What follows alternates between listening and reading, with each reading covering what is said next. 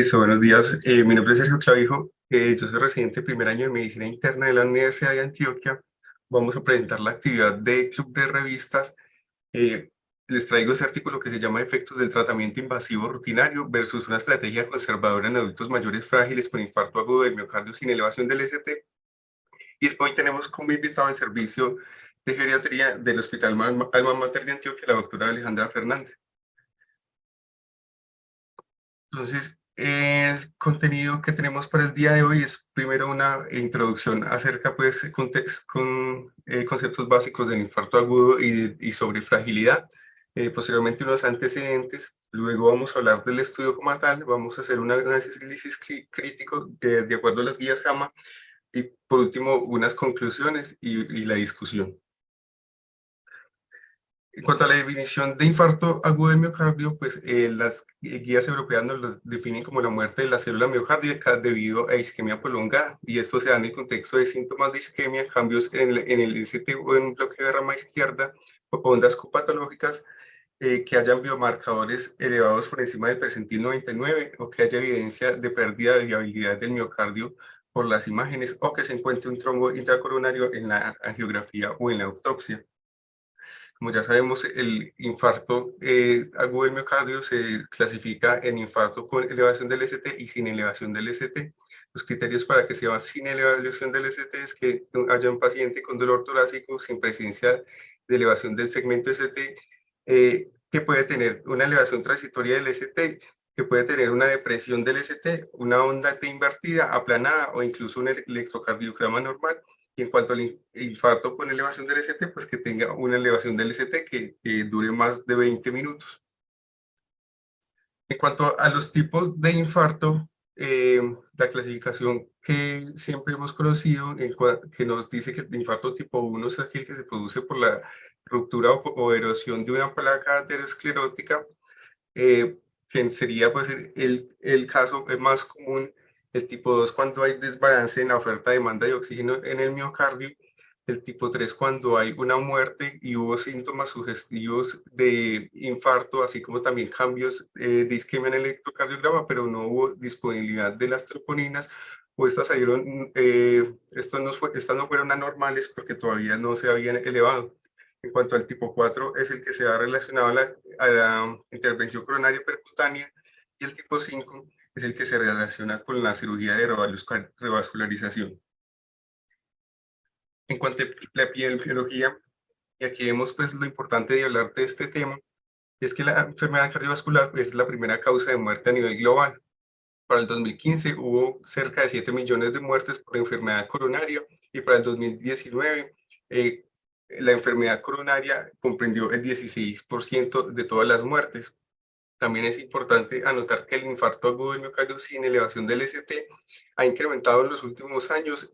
Para el 1995 era aproximadamente de un tercio, y para el 2015 ya era más de la mitad de los casos. Esto posiblemente por la disponibilidad de biomarcadores más sensibles a medida que pasa el tiempo. En cuanto a la epidemiología local, les traigo este estudio realizado en la Universidad del Bosque, que aún no ha sido publicado, pero se encuentra pues en el repositorio de ellos, donde evaluaron pues los datos del DANA y CISPRO en cuanto a diagnósticos de infarto agudo del miocardio, en cuanto a morbilidad y mortalidad, y encontraron que en el periodo de 2011 al 2021 hubo 383.566 casos de infarto, de los cuales 288.169 fueron mortales. Y lo más importante pues de estas estadísticos es ver que la mayoría de esos casos, el 52% de la morbilidad y el 80% de la mortalidad ocurrió en personas mayores de 65 años. Este otro grafiquito que nos presentan ellos en este artículo, pues nos ve cómo ha evolucionado la morbilidad y la mortalidad en la última década. En cuanto a la morbilidad, vemos que al principio de la década pasada, pues la tendencia era aumentar, y posteriormente tuvo un periodo de meseta y ha venido disminuyendo, probablemente relacionado pues con más disponibilidad de unidades coronarias y de tratamientos pues más rápidamente para los pacientes. En cuanto a la morbilidad, vemos que al principio de la década pasada fue muy variable y al final tuvo una tendencia al aumento, posteriormente y venía con un descenso. Otro gráfico interesante que nos presentan ellos en este artículo es la cantidad de años de vida perdidos y cantidad de años de vida con discapacidad eh, que, pues, que engloban a estos pacientes. Entonces, nos podemos ver que a medida que la edad aumenta, pues también aumentan tanto los años perdidos, el porcentaje de años perdidos por discapacidad y el porcentaje de años de vida eh, perdidos como tal. Y otra cosa importante, pues, es la morbilidad por falla cardíaca, ya que según este estudio, pues, del 2016, en una muestra de 4.239 pacientes, pues, se encontró que la causa isquémica, pues, es la más común en estos pacientes, con el 38.7%. En cuanto a las manifestaciones del síndrome coronario o el infarto agudo del miocardio sin elevación del ST, pues vemos que el dolor torácico pues, es el principal síntoma.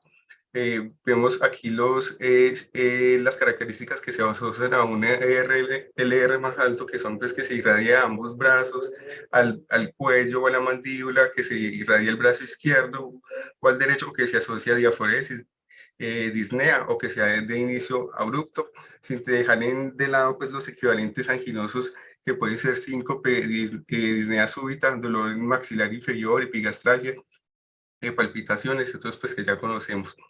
En cuanto al diagnóstico, pues siempre va a partir de una probabilidad pretest que nos las va a dar principalmente el dolor y sus características. El electrocardiograma como tal nos va a diferenciar entre un infarto agudo con y sin elevación del ST y posteriormente las troponinas nos van a diferenciar entre un infarto sin elevación del ST y una angina inestable. El algoritmo diagnóstico que nos propone la guía europea es que cuando tengamos un paciente con sospecha de infarto con elevación del ST por síntomas, ya tiene su electrocardiograma, pues hay que hacer un algoritmo de 0 y 1 hora de troponinas, donde puede que hayan varios escenarios. El primero es que salga muy bajita la primera y nos descarte, o que salga muy baja la primera y que no haya delta, y eso también nos descartaría y el paciente tendría que ir a una estrategia de no invasiva. Y por el otro lado, puede que la primera salga muy alta o que haya un cambio a la hora y esto nos confirmaría el diagnóstico y este paciente tendría que ir a una unidad de cuidado coronario y a una angiografía coronaria. Otro escenario podría ser pues, que los valores estén muy limítrofes y pues, no sean concluyentes y pues, en este caso nos recomiendan que podemos hacer una tercera troponina a las 3 horas y que podemos hacer un ecocardiograma y de acuerdo a eso, pues ya mirar si el paciente necesita ir a angiografía o si puede realizársele una prueba no invasiva. En cuanto al tratamiento, pues nos piden pues, clasificar el paciente en bajo, alto o muy alto riesgo.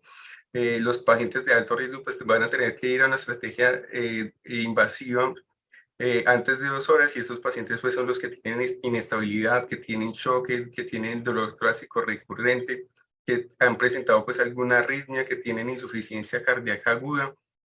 Y los pacientes de alto riesgo van a tener que ir a una estrategia invasiva en las primeras 24 horas y estos pacientes de bajo riesgo pues son los diagnosticados con diagnóstico confirmado de infarto sin elevación del ST, que tengan cambios dinámicos contiguos o presumiblemente nuevos del ST o que hayan tenido pues una reanimación sin elevación del ST o que tengan un puntaje de Grace mayor a 140. Ya vemos que el primer criterio pues, de aquí de alto riesgo es diagnóstico confirmado de infarto sin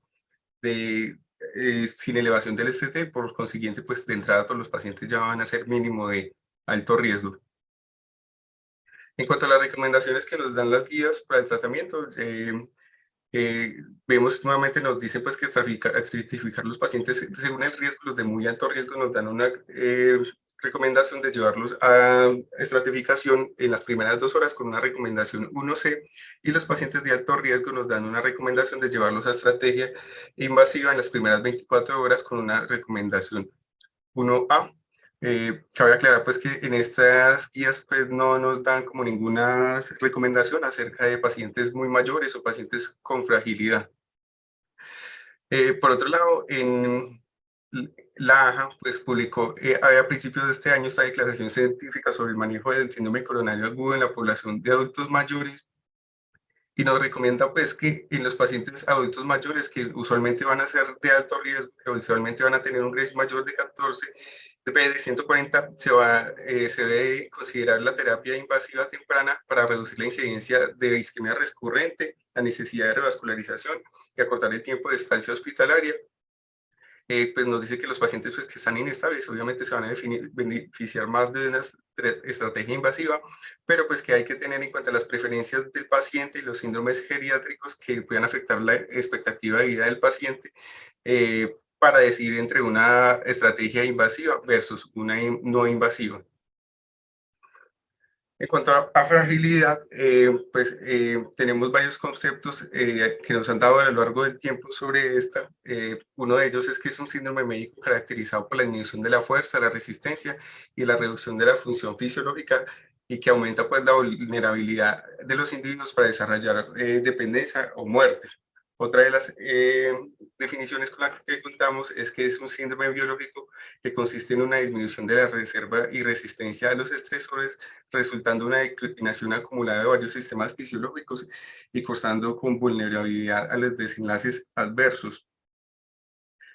¿Qué características tienen pues, estos pacientes con fragilidad? Pues, como ya les mencioné, pues que tienen aumento de la vulnerabilidad, pues tanto a las patologías como también vulnerabilidad social.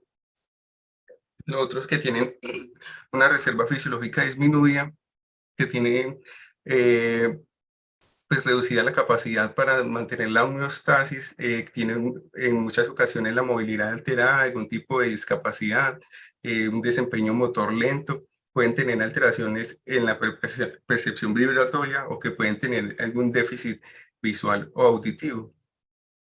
Entonces, en el curso clínico de estos pacientes con fragilidad, vemos que es un continuo. Podemos tener inicialmente un paciente muy vigoroso, pero que ante un estresor presenta un decline que puede ser temporal y usualmente recupera su función inicial, pero en la mayoría de los casos esa recuperación no es completa y esos descensos en la funcionalidad se van acumulando y vamos a pasar de tener un paciente vigoroso a un paciente prefrágil, luego un paciente frágil y un paciente pues luego con algún tipo de dependencia. Entonces, ¿qué implicaciones tiene hablar pues de fragilidad? Pues que estos pacientes usualmente consumen más recursos del sistema porque pues, usualmente son pues, más ingresados a hospitalizaciones, requieren más ayudas sociales, también estos pacientes necesitan más instituciones, tanto pues, hospitales como hogares de cuidado, eh, también que visitan pues más los servicios de urgencias y que están expuestos a recibir tratamientos inadecuados, también a tener unos peores desenlaces a estancias hospitalarias más largas y están expuestos pues, a mayor mortalidad también. En cuanto a la epidemiología de la fragilidad, vemos algo interesante y es que en los últimos años pues esto está cobrando importancia porque se están aumentando pues las publicaciones que hablan acerca de fragilidad. Vemos que para el último año que evaluó este artículo, que fue el 2016, iban a cerca de 1.500 publicaciones y se estimaba que para el final de ese año hubieran más de 2.000 publicaciones sobre fragilidad. En cuanto a la incidencia y la prevalencia de la fragilidad, pues es muy difícil pues saberla con exactitud debido pues a que las investigaciones sobre fragilidad predominan más que todo en los países desarrollados y son muy escasas en países en vía de desarrollo y países no desarrollados. También que es difícil pues llevar estudios globales debido a que se utilizan varios conceptos, varias definiciones. Entonces, esto limita un poco unificar todos estos estudios. Eh, pero así grande tenemos, por ejemplo, este metaanálisis que evaluó 46 estudios en los que se incluyeron 120.805 pacientes que inicialmente eran vigorosos o prefrágiles y fueron evaluando pues como la evolución hacia la fragilidad y encontraron pues una incidencia global de 43,36 eh, por, por 1.000 personas año, con un intervalo pues que iba entre 37 y 50 por 1.000 personas año. En cuanto a datos de Colombia, pues tenemos este estudio que fue publicado en el 2012, pero en realidad se realizó en el 2005. Incluyó 1.878 pacientes en 4 ciudades colombianas que fueron, pues que sus datos fueron extraídos de hogares geriátricos, de programa de ejercicio y recreación. Se incluyeron pacientes que fueran mayores de 60 años y que fueran pues que caminaran con independencia o por lo menos con alguna ayuda. Se excluyeron los pacientes que tuvieran alguna condición médica severa o que tuvieran un deterioro cognitivo significativo. Se les aplicó los criterios de Fried para fragilidad en una entrevista pues, de aproximadamente 30 minutos y se encontró pues, que el 12,1% cumplieron criterios para fragilidad, el 53% para prefragilidad y el 34,8% se trataba pues, de pacientes vigorosos. En cuanto a la distribución por sexo y edades, vemos en esta tablita de color verde pues, que tanto en el total como en hombres y en las mujeres el porcentaje de fragilidad va aumentando pues, a medida que aumenta su edad. Este otro estudio que se publicó en Colombia Médica en el 2019 nos encontró pues una prevalencia para fragilidad del 17,9% y aquí pues se evaluó como la distribución de esos criterios de Fried, cuáles eran los más prevalentes, encontrando pues que la disminución de la fuerza, la pérdida de la actividad física y la debilidad pues eran como los que más preponderaban. Y también aquí nos mostraba que cuántos de esos pacientes o qué proporción de esos pacientes tenían 1, 2, 3, 4, 5 o 5 criterios de esos, viendo pues que la mayoría tenían entre 1 y 3 criterios. En cuanto a la evaluación de la fragilidad, pues hay muchas formas de evaluarla. Hay, de hecho, pues muchas escalas que nos pueden ayudar a evaluar la fragilidad. Aquí les traigo esa escala de fragilidad clínica, que es una de las más usadas, y se las traigo porque es la que se utilizó en el artículo que vamos a revisar el día de hoy. Esta nos clasifica a los pacientes en 9 categorías, donde los primeros 3 pues, son pacientes que no cumplen criterios de fragilidad y a partir del cuarto son pacientes que ya son frágiles. Esta versión de esta escala es la versión del 2005 que fue la que se utilizó pues, en el estudio que les traigo, pero ya hay una versión actualizada al 2020. Y esta escala de fragilidad pues es importante porque en algunos estudios se ha encontrado que a medida que aumenta la clasificación en esta escala, pues aumenta también los días de estancia hospitalaria, las readmisiones y la mortalidad intrahospitalaria pues, de esos pacientes.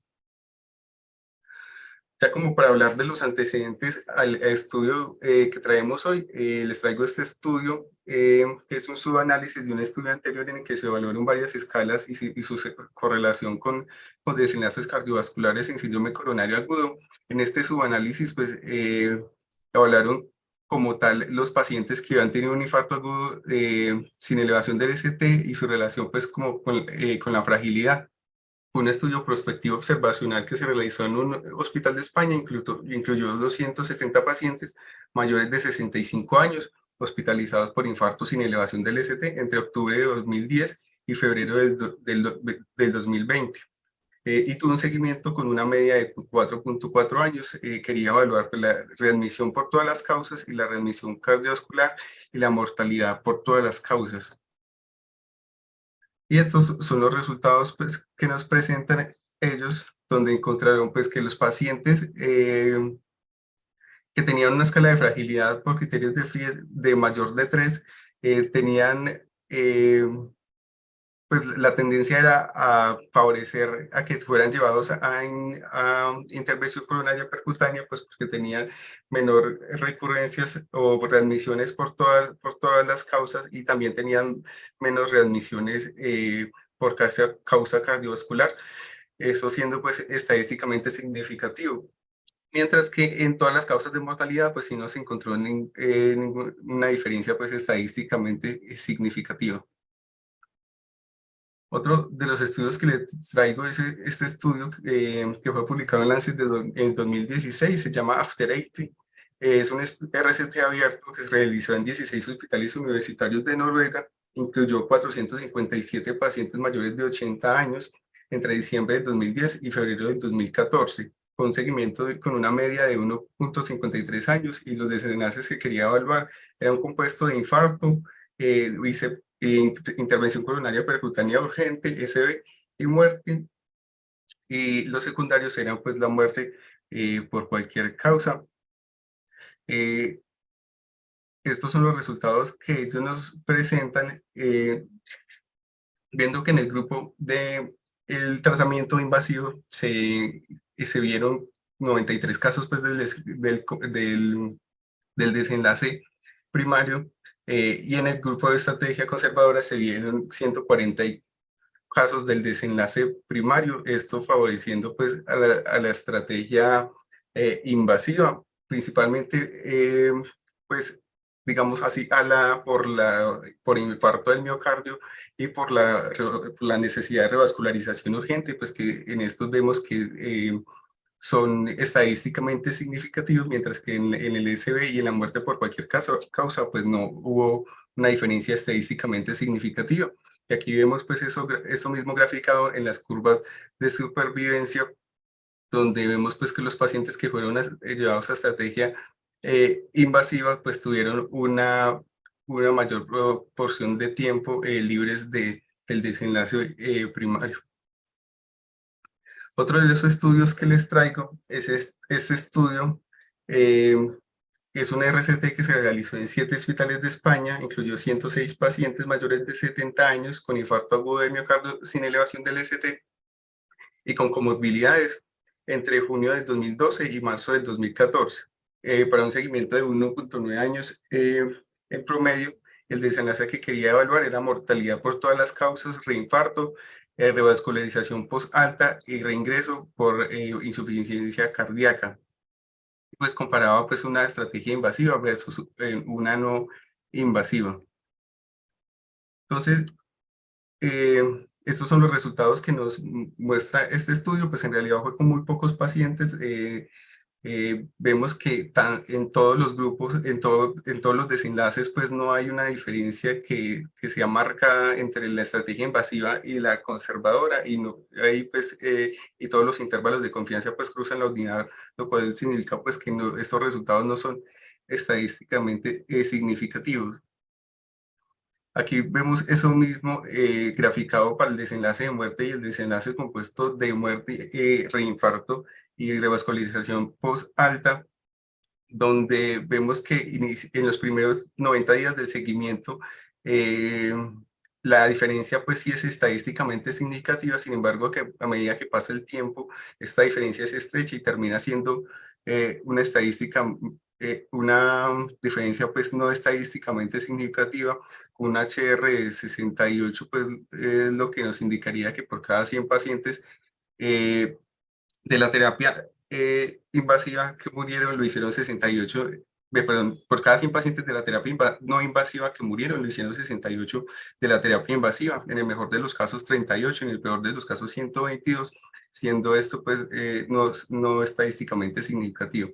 Y aquí vemos pues que se repite pues este patrón, pues viendo que al inicio, pues en cuanto al muerte, reinfarto y revascularización post-alta, pues la diferencia inicia siendo significativa, pero posteriormente también se estrecha y al final, pues una diferencia que no es estadísticamente significativa. Cabe recalcar pues que en la mayoría de estudios que han realizado en pacientes adultos mayores, no se ha tenido en cuenta pues como tal la fragilidad. En algunos estudios, por ejemplo en este, se tuvo en cuenta las condiciones neurológicas y la demencia y estaban pues bien balanceadas entre ambos grupos, pero como tal no evaluaron la fragilidad y no nos dan pues un estadístico específico para los pacientes frágiles.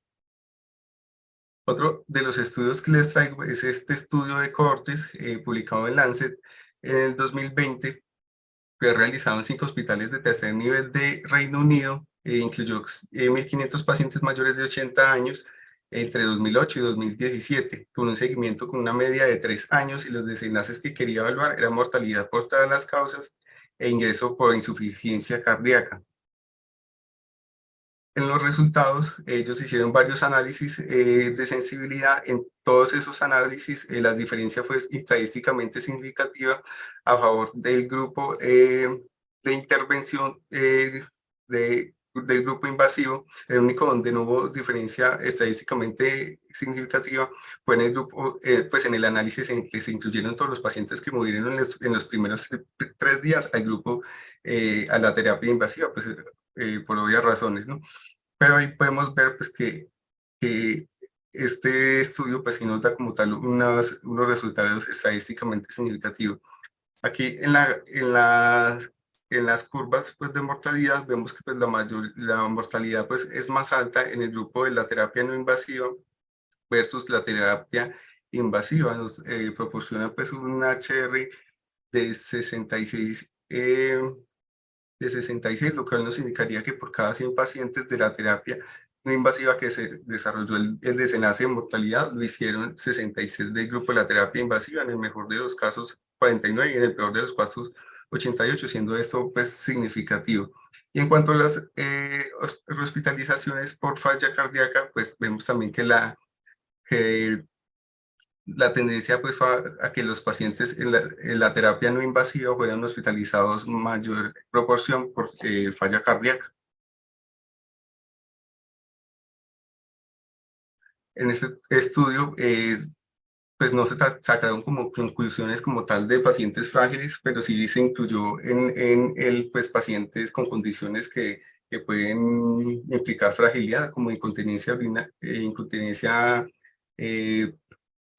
fecal, demencia, historia de caídas, alteración de la visual, cognitiva, necesidad de asistencia, movilidad reducida. Sin embargo, vemos que la mayoría en estos, pues en ambos grupos estaban muy desbalanceados. Hubo más porcentaje de pacientes con estas condiciones que fueron a la terapia no invasiva, y esto pues implicaría un sesgo. Otro estudio más reciente es este estudio del 2020. Es un RCT abierto que se realizó en 3 hospitales de Suecia. Incluyó 186 pacientes mayores de 80 años entre septiembre del 2009 y septiembre del 2017, con seguimiento para un año, y los desenlaces que quería evaluar era un primario de eventos MACE y y el secundario pues una muerte por cualquier causa, muerte por infarto o sangrados.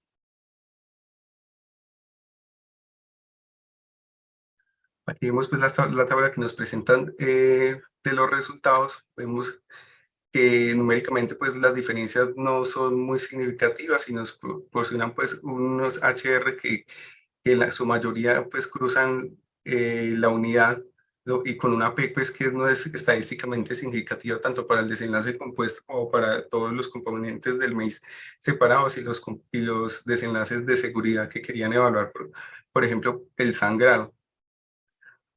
Y aquí en esta gráfica pues vemos esquematizado pues lo mismo, que no hubo pues diferencia entre ambos grupos. En este estudio si tuvieron pues en cuenta la escala de fragilidad, como es un estudio, pues como fue un estudio aleatorizado, pues la fragilidad sí está bien distribuida pues entre los dos grupos, pero pues fue un estudio pues con una muestra pequeña. Y por último les traigo este estudio, que es un estudio de corte retrospectivo que tomó datos del Sheba Health, que es como una base de datos del Medio Oriente, que tiene pues como datos de pacientes de Israel, Palestina, Jordania y entre otros países árabes. Incluyó 2.317 pacientes mayores de 80 años entre agosto del 2009 y diciembre del 2018, para un seguimiento con una media de 19 meses. Los desenlaces que quería evaluar era un primario de mortalidad por todas las causas. Y aquí vemos pues como ellos nos presentan los resultados, eh, que nos presenta pues unos resultados para la población total en un análisis crudo y un análisis ajustado y también nos presentan los resultados de acuerdo a la clasificación de fragilidad de los pacientes en baja, media y alta fragilidad. Sin embargo, vemos que tanto en los análisis crudos como ajustados en toda la población y por cada una de las categorías de fragilidad, eh, está, el resultado tiende a favorecer la intervención coronaria percutánea, pues con unos intervalos de confianza pues que son estrechos y una P que es significativa pues, en todos ellos. Y vemos pues esto mismo graficado en las curvas de supervivencia de Kaplan-Meier, pues tanto para baja fragilidad, media fragilidad y alta fragilidad. Y ya para entrar en materia, pues vamos a hablar entonces de este estudio, que se llama Efectos del tratamiento invasivo rutinario versus una estrategia conservadora en los adultos mayores frágiles con infarto agudo de miocardio sin elevación del ST. Fue publicado en JAMA de Medicina Interna en 6 de marzo de este año. La pregunta de investigación de este estudio fue, en la población fue mayores de 70 años con infarto agudo del miocardio y sin elevación del ST y fragilidad. La intervención que se quiso evaluar fue la intervención coronaria percutánea, el comparador, el tratamiento conservador, desenlace los días de sobrevida y el propósito del estudio fue un estudio de superioridad. Fue un estudio prospectivo, aleatorizado, abierto y de superioridad que se realizó en 13 hospitales de España entre el 7 de julio del 2019 y el 9 de enero del 2021 y fue auspiciado pues, por la Sociedad Española de Cardiología y los grupos de trabajo de cardiología intervencionista y cardiología geriátrica. Los criterios de inclusión de este estudio, pues tener un infarto agudo de miocardio sin elevación del ST, pues que está definido como un paciente que tenía dolor torácico y que y que no tenía elevación persistente del ST en el electrocardiograma y que tenía una troponina por encima del perfil T99 de acuerdo pues al kit que utilizaran en cada uno de los hospitales. Eh, También incluyeron pues, pacientes que fueran mayores de 70 años y incluyeron pacientes que tuvieran fragilidad, segunda escala de fragilidad que ya les mencioné previamente, que tuvieran pues más de 4 en esta clasificación. Sin embargo, también tuvieron en cuenta otras clasificaciones de fragilidad como los criterios de Fried. También tuvieron pues en cuenta las comorbilidades con el índice de Carson, la independencia física con el Bartel y la función cognitiva con el test de Pfizer.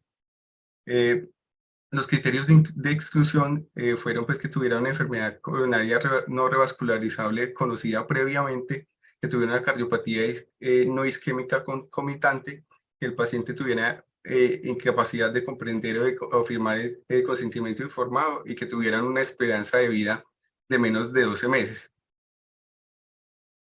En el reclutamiento, estas fueron las 3 instituciones que participaron y aquí vemos pues cada una de ellas cuántos pacientes aportó al estudio.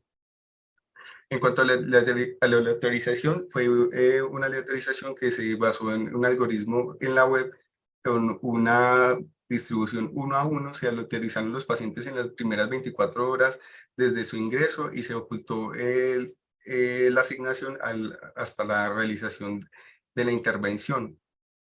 Vemos que ellos pues encontraron 169 pacientes, de los cuales aleatorizaron 85 al manejo invasivo, de los cuales excluyeron uno porque desistió del consentimiento informado y todos esos 84 que quedaron los siguieron durante un año sin ninguna pérdida.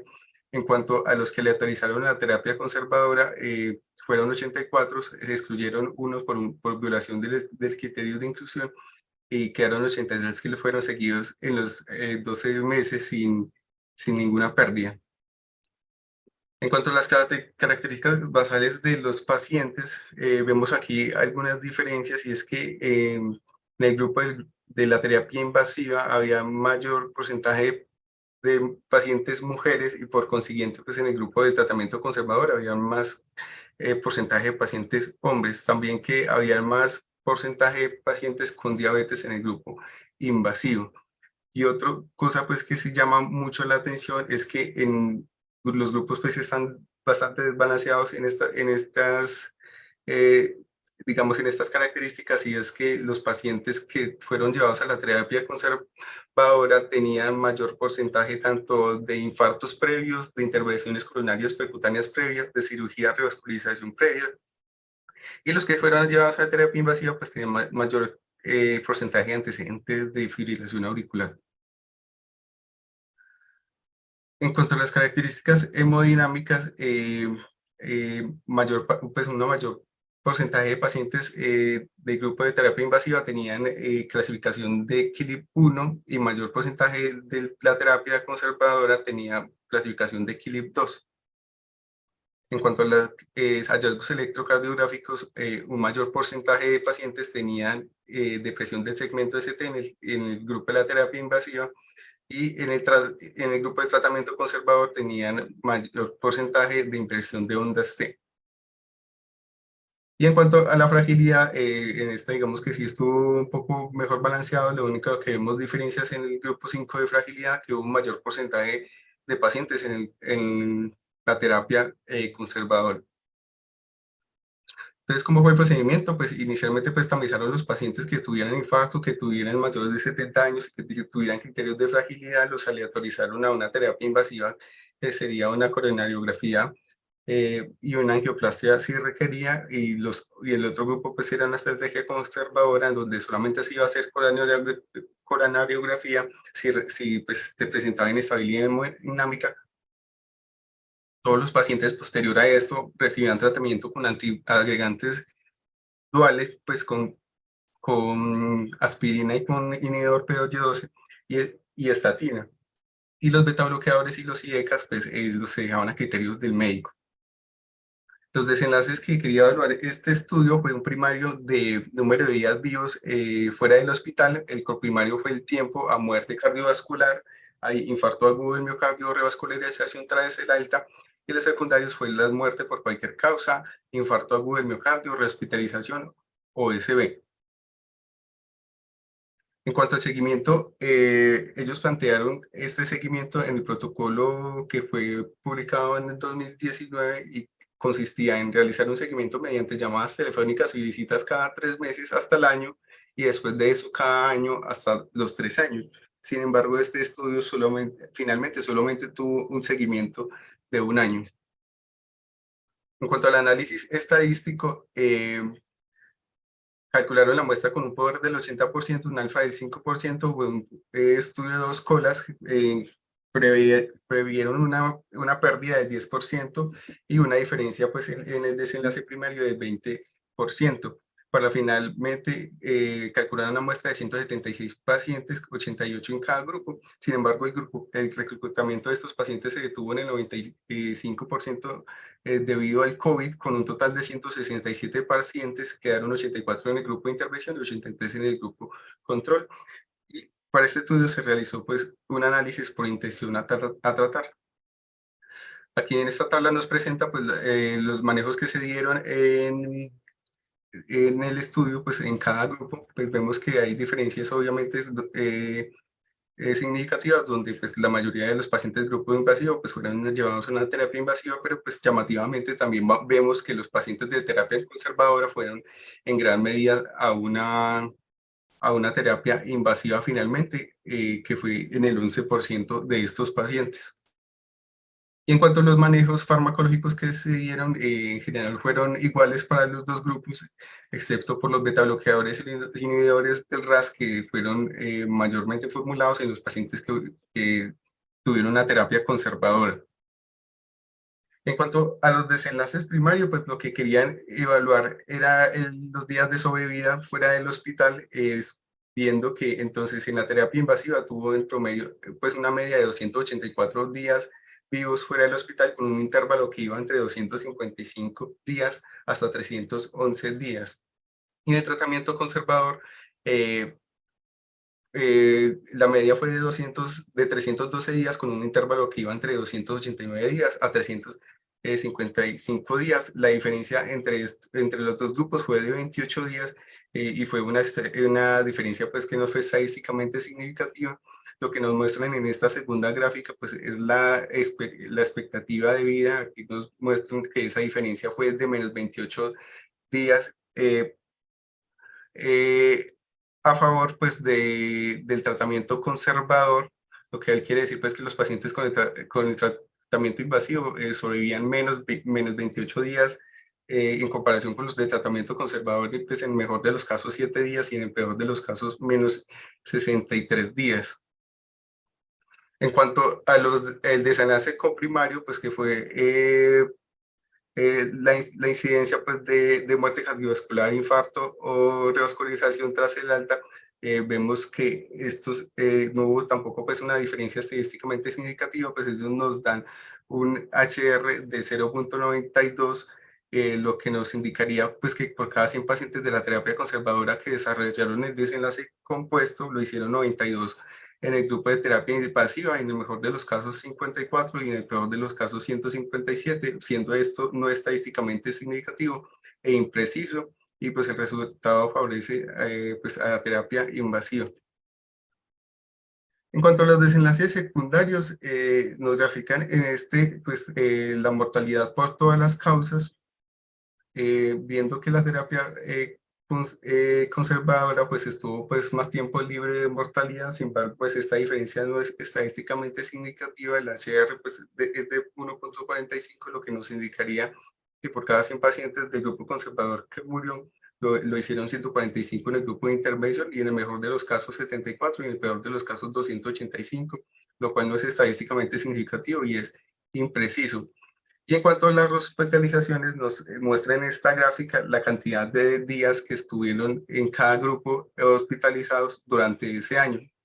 Entonces, en el grupo invasivo estuvieron aproximadamente 8 días, con un intervalo que iba entre 5 y 11 días, y en el grupo de terapia conservadora estaban en promedio 10 días con un intervalo que iba de 6 a 14 días, y pues los resultados no fueron estadísticamente significativos.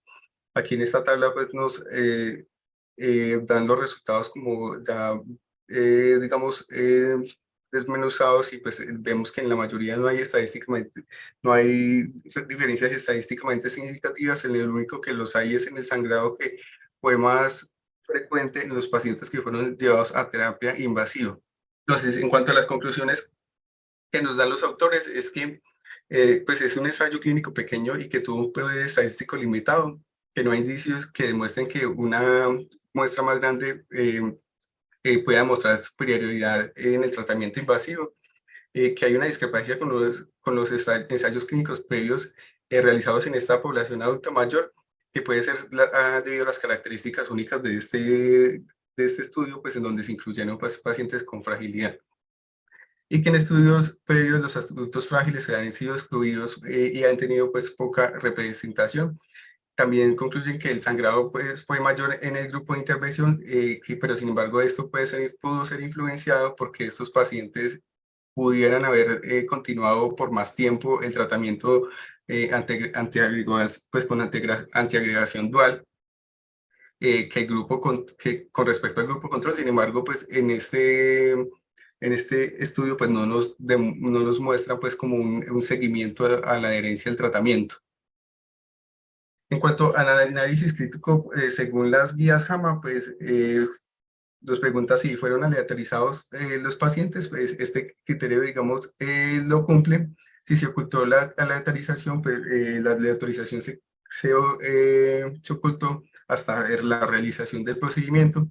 Si ambos grupos iniciaron con el mismo pronóstico, pues este punto sería negativo, pues porque ya vimos que había unas diferencias bastante significativas en unos factores pues, que son determinantes para el desenlace. Y si se mantuvieron los factores pronósticos balanceados durante todo el estudio, no, porque vemos pues que también hubo algunas diferencias en el tratamiento que se les ofreció. Si se mantuvo el diseño enmascarado, no, que solamente se ocultó hasta la realización de la intervención. Eh, si se trataron a los dos grupos de forma similar, pues digamos, hubo unas pequeñas diferencias en cuanto al tratamiento con los betabloqueadores y los IECAS, pero digamos pues que este punto podría cumplirlo. Si se consideran todos los pacientes incluidos y tuvieron en cuenta para el análisis de los resultados, sí, pues, de hecho no hubo ninguna pérdida en el seguimiento, entonces pues digamos eso es algo, un punto positivo. Y si se analizaron los pacientes en el grupo que fueron asignados, sí, pues cada paciente fue, pues fue evaluado en el grupo que se había asignado, pues, un análisis por intención a tratar. Si el seguimiento fue completo, no cumpliría, dado que este estudio estaba estipulado para un seguimiento de 3 años y solamente hubo un seguimiento a un año.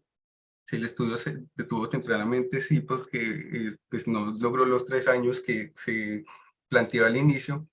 Si los resultados pueden aplicarse a los pacientes, pues digamos que este punto es negativo porque por ahorita, pues digamos que queda uno con mucha incertidumbre digamos, por la calidad del estudio y más que todo por ese desbalance en los grupos. Y si se han considerado todos los resultados clínicamente importantes, sí, si vale la pena los beneficios frente a los perjuicios y costos, digamos que sí, pues que en todos se han evaluado pues qué terapias que son disponibles. Las conclusiones mías con respecto al estudio es que pues, la inclusión de los pacientes en este estudio estuvo influenciada por criterios de especialistas, lo que pudo llevar pues, a un sesgo. Los grupos pues, estuvieron desbalanceados en factores que son determinantes para los desenlaces, y que un porcentaje significativo de pacientes del grupo de no intervención se fueron llevados finalmente a procedimiento, y el estudio tuvo pues, limitaciones de muestra y seguimiento porque no se completó ni la muestra ni el seguimiento que se tenía estipulado en el protocolo, y que por el momento pues, no hay elementos suficientes para recomendar un abordaje invasivo sobre uno no invasivo en la población adulta mayor con fragilidad. Doc, ya Hola, tiene el micrófono habilitado. buenos días, ¿ahí me escuchan? Sí. Bueno, Sergio, muchas gracias por tu invitación. Estuvo muy interesante el análisis. Primero, pues es muy interesante ver cómo a lo largo de los últimos años se han venido realizando estudios de esta patología en este grupo poblacional, que como sabemos tiene características diferentes y por lo tanto suponemos que requiere un tratamiento diferente o individualizado. Quería precisar varias cositas. Primero, el concepto de fragilidad. El concepto de fragilidad lo decimos mucho, lo mencionamos, incluso a simple vista a veces vemos y decimos, no, es un paciente frágil. Paciente, el concepto de fragilidad, dependiendo de quién lo esté hablando, se puede tomar de una forma distinta. El concepto hace referencia a la vulnerabilidad. De entrada es la puerta, digamos, de inicio del resto de síndromes geriátricos. Entonces ahí, para precisar, fragilidad no es lo mismo que dependencia. Ahí luego en alguna parte nos mostraste que hacían referencia a incontinencia, a demencia, y que eso lo homologaban en un estudio previo con fragilidad, pero no, claramente la fragilidad es un estadio previo a los síndromes geriátricos, a las condiciones que conocemos, y eso es como la puerta de entrada a que todo lo malo a que se desarrollen síndromes geriátricos, a que se den resultados adversos, a que tengan menor eficacia en los tratamientos, a que tengan más ingresos más ingresos poshospitalarios. A nivel local, hablando pues de Medellín, tengo referencia de un estudio, es un estudio que incluyó varias ciudades del país, Barranquilla, Medellín, Cali y Bogotá. Se llama el estudio SABE. Este estudio encontró que para mayores de 70 años, para Medellín tenemos un 15% de frágiles, mientras que para Cali es un 8% y para Barranquilla un 9%. O sea, en Medellín tenemos una situación bien particular, ya que tenemos una bastante concentración de población mayor de 65 años y esta población está más enferma y es más frágil que en el resto de las ciudades. Ya pues adentrándonos en el artículo, me parece interesante, bueno, me dieron con la escala clínica de fragilidad, que es una escala, digamos, más reciente que la de Frail, y esta hace relación con un concepto que se llama sumatoria del déficit, pero cogieron de media, tenían un CFS de 5. Digamos que el CFS se divide en 3 grupos, los ancianos que son fit o no frágiles de 1 a 3, 4, 5, 6 que es un grupo intermedio y 7, 8 y 9 que es un grupo de una fragilidad severa, por decirlo de alguna manera. ¿Qué tenemos claro? Tenemos muy claro que los del un grupo 1 que son fit van a tener buenos resultados, no son frágiles, se comportan similar que el resto de la población, mientras que los del último grupo, los del 7, 8 y 9 tienen peores resultados, mayor mortalidad. Lo que no está claro es el grupo intermedio, 4, 5 y 6, que es donde se sitúa la mayoría de pacientes y de hecho es el promedio en donde se situaron la mayoría de pacientes de este estudio.